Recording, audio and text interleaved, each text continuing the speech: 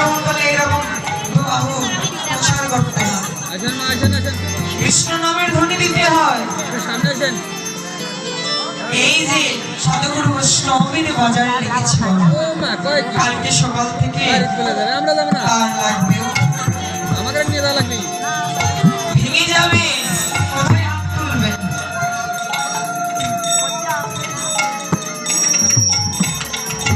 তো শ্রীমান গৌর সুন্দরে ভাবময় লীলা, রসময় লীলা দর্শন করছে নবদ্বীপের এক বিশুদ্ধ বাবু।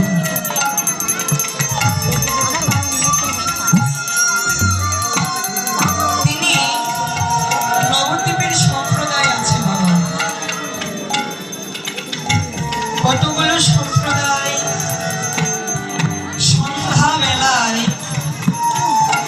খোল করতাল বাজাইয়া কৃষ্ণ নাম করছে। আর নবদ্বীপের যত কুলবধূ কুলবালা যত আছেন তারা সাজের বেলায় মানে সন্ধ্যা বেলায় তুলসী মঞ্চে প্রদীপ প্রজ্বলিত করছে। এমন সময় নবদ্বীপের এক বিশুদ্ধ নাম ভাগ্যবতী নাগরী হঠাৎ দেখলেন তার কলসিতে এক ফোঁটাও জল নেই।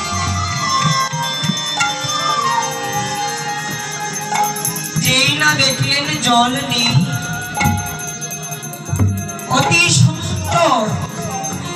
অতি সুন্দর গমন করলেন সুরধ্বনি যমুনা। মদনী কৃষ্ণ নাম করিতে করিতে হরে কৃষ্ণ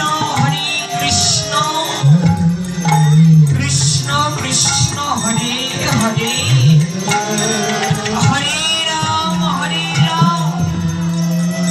রাম রাম হরে হরে। এত সুন্দর মৃদু মৃদু হরে কৃষ্ণ নাম করতে করতে উপনীত হলে সুরধ্বনি যমুনা। যমুনায় গিয়ে যেই না জল ভরতে যাবে অমন সময় দর্শন করলে মাধুর্যময় ভুবন ভোলানো পড়ানো দর্শন করার পর যেন পাগলের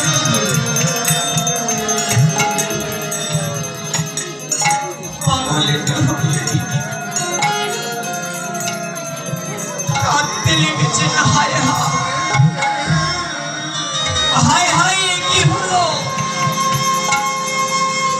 আর সঙ্গে নিয়ে গিয়েছিলেন যে কামনা বাসনার কলস, সেই কলসটা কি হলো না ভাসতে ভাসতে ভাসতে ভাসতে সুরধ্বনি যমুনায় মিলিয়ে গেলে তিনি কাঁদতে কাঁদতে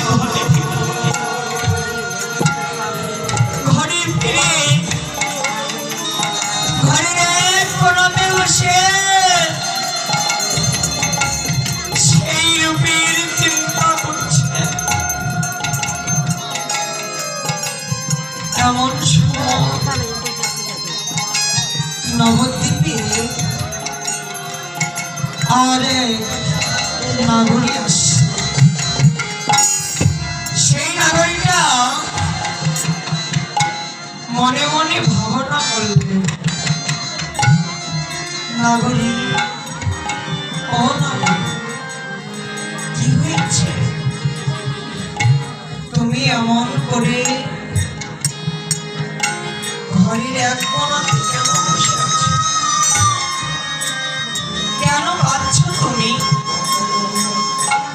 নাগরিকটা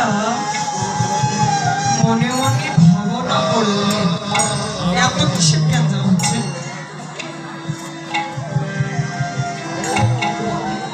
ও মায়েরা, একটু ধৈর্য ধরে বসুন বাবা, কথা বলবেন, শুনুন দেখুন এর ভিতর কি আছে।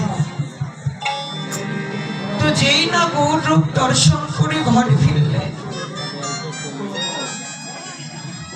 অপর এক নাগরী বলছেন, নাগরী কি হয়েছে রে তো, তুই এমন করে কাঁদছিস কেন? তখন বললেন নাগরী, নাগরীটা বুঝতে পারলেন এ আমার মনের মানুষ, এরে যদি আমি সেই কথাটা বলি তাহলে কথাটা পাস আনা হবে না। তখন বলতে লাগলেন, নাগরী আমি গিয়েছিলাম সরধ্বনিতে জল ভরতে, কিন্তু জল ভরে এমন এক রূপের মানুষকে দর্শন পেলাম নাগরী। নাগরী সেই রূপের মানুষের রূপ দর্শন করে নবদ্বীপের বৃক্ষলতা ময়ূর ময়ূরী পশু পাখি সবার মাঝে আমি গৌর রূপ দর্শন করি। ও নাগরী,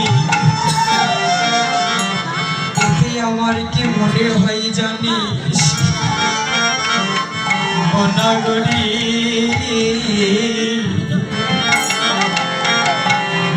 আমার নয়ন বুঝি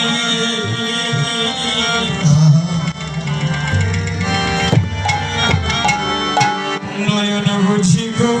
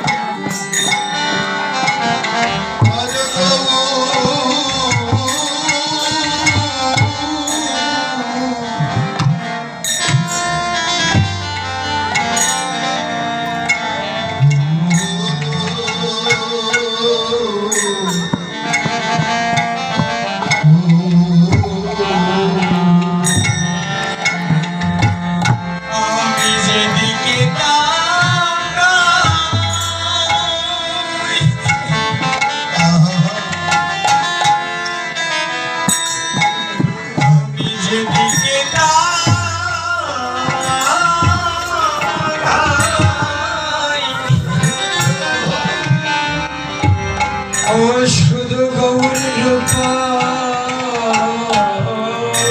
দেখি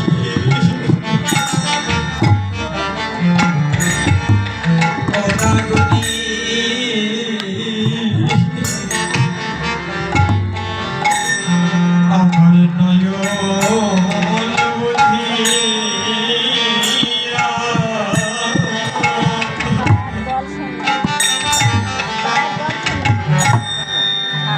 আজ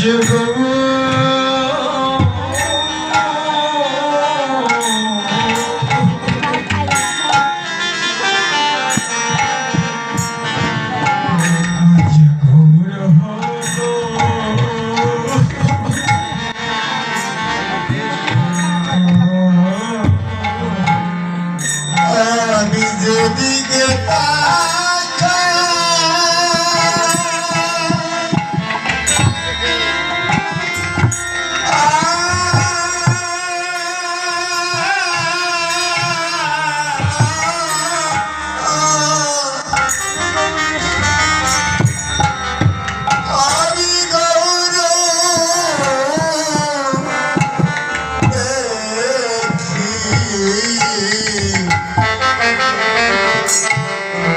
নাগরে আমার নয়নে বুঝি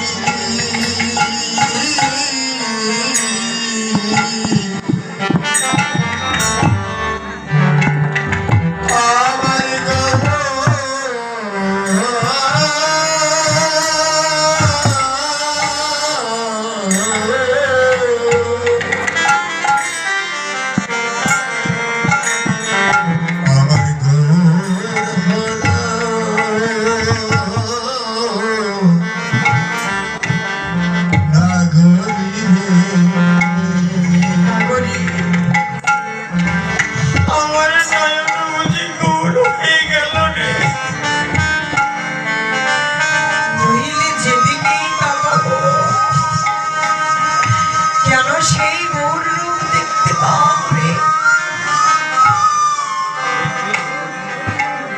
নাগরী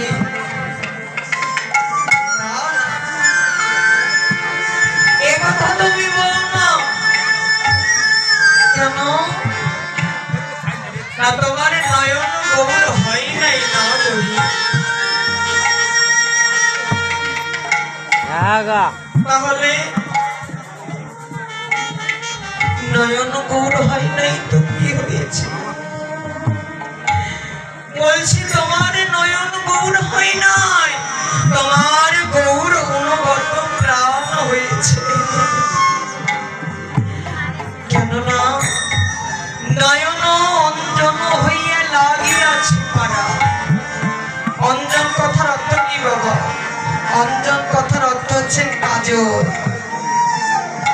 পারা কথার অর্থ হচ্ছে মতো অর্থাৎ কাজলের মতো নাগরী আমাদের পার্থিব জগতে দেখা যায় ছোট ছেলে মেয়েদের কি কাজল পরিয়ে দেওয়া হয় তাই না মা আর ছোট ছেলে মেয়েরা কি করে সেই কাজলটা মুছে ফেলার চেষ্টা করে তাই না কিন্তু আদৌ কি বুঝতে পারে না কি হয় আরো বেশি করে লেগে যায় বলছে নাগরী ওই রূপ দর্শন করার পর থেকে আমি অনেক ভুলাবার চেষ্টা করেছি রে কিন্তু বলতে পারি না যতবার ভুলানোর চেষ্টা করেছি ততবারই ওই রূপ আরো বেশি করে লেগে যায় নয়ন অঞ্জন হইয়া লাগিয়াছে পারা ছোট ছেলে মেয়েদের মতন কাজল মুছে ফেলার চেষ্টা করলে যেমনি বেশি করে লেগে যায় তো আমিও চেষ্টা করেছি নাগরী কিন্তু পারি নাই যতবারই ভোলানোর চেষ্টা করেছি ততবারই বেশি করে লেগে গেছে ভবময় এক বলছে মহাজন নাগরী, এটা হলো প্রেমের স্বভাব। তুমি দেখবে একজনকে ভালোবেসে, শুধু একজনকে ভালোবাসার পর সেই রূপ যদি এসে তুমি কল্পনাও করো, দেখবে ভুলতে পারবে না, বেশি করে লেগে যাবে। ঠিক তোমার পক্ষেও তাই হয়েছে রে। তুমি যতবারই ভুলানোর চেষ্টা করেছ, আরো ওই রূপ বেশি করে লেগে গেছে। বলছে নাগরী, শুধু তুমি নয় গো, এই পার্থিব জগতে কোন মানুষ, কোন অনুরাগী ভক্ত তার শুদ্ধ গুরু করুণা, তার গুরুর কৃপা বলে পূর্ব জন্মের সুকৃতির ফলই হব। ওই রূপ যদি দেখার সৌভাগ্য মেলে, সেও পারে না রে সেই রূপটা ভুলতে। বলছে নাগরী, ওই রূপ যদি রাজাও দেখে তাও ভুলতে পারবে না। যদি জ্ঞানীবান দেখে সেও ভুলে যায় রূপ দেখে। যদি রূপবান দেখে সেই রূপ দেখে তার রূপ ভুলে যায়। তো যতগুলো লীলা আছে বাবা, এই সমস্ত লীলার মধ্যে হাতে হাতে তার ওইভাবে ছিটায়েন না। সব চাইতে কঠিন, সব চাইতে বৃহৎ এই রূপ। কেন কঠিন? শাস্ত্রকার বললেন হ্যাঁ কঠিন। কেননা এই পৃথিবীতে সমস্ত কিছুর বর্ণনা করা গেলেও প্রভুর রূপের বর্ণনা করা এবং করে শেষ করা যাবে না। এই পৃথিবীতে যত নদী, লালা, খাল, বিল আছে, সমস্ত জলকে যদি কালি করা হয়, এই পৃথিবীর বুকে যতগুলো বৃক্ষ উদয় হয়েছে, সমস্ত বৃক্ষের দ্বারা যদি এ বাবা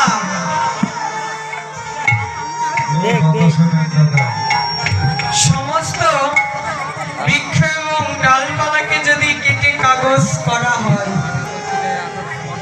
এই পৃথিবীর বুকে যত পাণ্ডিত্য গুণীজন আছে, তারা যদি যুগের পর যুগ, জনমের পর জনম ধরে ঘরে বসে লেখেও যায়, তবু কিন্তু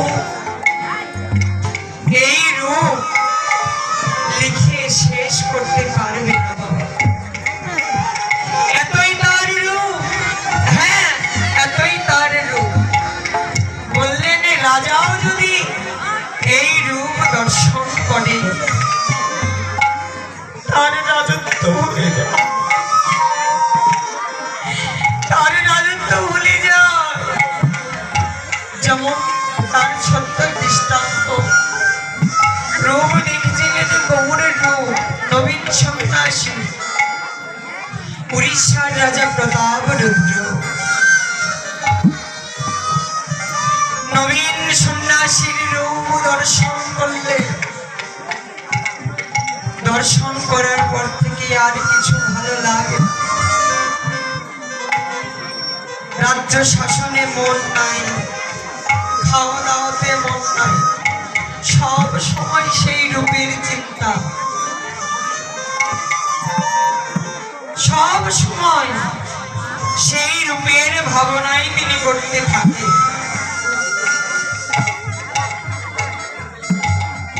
বললেন হায় হায়, আমার এত সুন্দর মসৃণ সুন্দর কেশগুলো এমন পাশানি মাথাটাকে মন্ডন করে দিয়েছে। কে এমন নিষ্ঠুর যার গলায় শোভিত হতো